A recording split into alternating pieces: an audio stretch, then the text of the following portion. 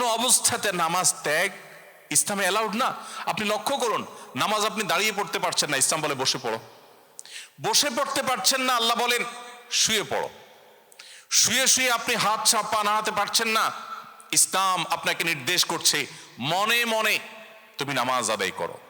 আপনাকে ওযু করে নামাজ পড়তে হবে, ওযু করতে পারছেন না, ইসলাম বলে তুমি তায়াম্মুম করো।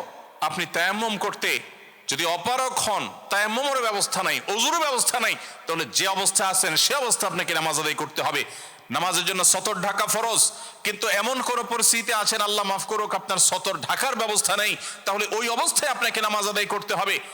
আপনি যদি এমন কোন পরিবেশে থাকেন যেখানে আপনার পবিত্র কাপড় থাকা নামাজের জন্য পূর্ব শর্ত, অথচ আপনার কাছে পবিত্র কোনো কাপড় নাই, তো ইসলাম ওই অবস্থা আপনাকে নামাজ পড়তে বলে। কেবলার দিকে ফিরে নামাজ পড়া ফরজ, কিন্তু কেবলা কোন দিকে আপনি জানেন না, জানার কোনো উপায় নাই, কাউকে জিজ্ঞেস করেও জানার ব্যবস্থা নাই, আপনার কম্পাসেরও সার্ভিস আপনার কাছে নাই, কোনোভাবে কেবলা নিরূপণ আপনি করতে পারছেন না। এই রকম পরিস্থিতিতে অনুমান করে এই দিকে কেবলা হতে পারে ধারণা করে সেই দিকে ফিরে নামাজ পড়তে হবে, তারপর আপনাকে নামাজ আদায় করতে হবে। ভাইরা আমার, নামাজের গুরুত্ব এত বেশি বুঝেছেন সাহাবা ইকরাম যে যুদ্ধের মধ্যে, রণাঙ্গনের মধ্যে পর্যন্ত তীর এসে লেগেছে পায়ে, কিন্তু নামাজ ছাড়েননি।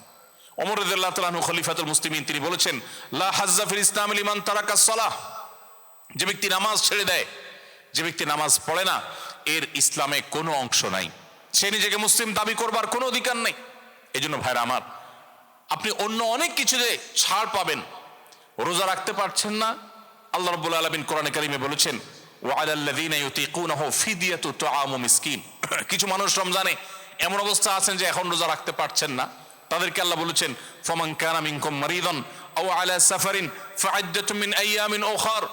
কেউ যদি অসুস্থতার কারণে, সফরে থাকার কারণে রোজা রাখতে কষ্ট হয়, তাহলে সে রমজানের রোজা না রেখে এই কয়েকটা রোজা, যেগুলো সফর কিংবা অসুস্থতার কারণে, কারোর জ্বর হয়েছে, অসুস্থ হয়েছেন, রোজা রাখাটা টাফ হচ্ছে, তার পানি পান করতে হবে, তাকে মেডিসিন নিতে হবে, না হলে তার বিপদ হতে পারে, এইরকম সিরিয়াস পর্যায়ে অসুস্থ হলে আল্লাহ তাআলা তার জন্য কোরআনে বিধান দিয়েছেন সে এই রোজাগুলো ভেঙে রমজানের বাইরে অন্য সময় রোজা রাখতে পারবে।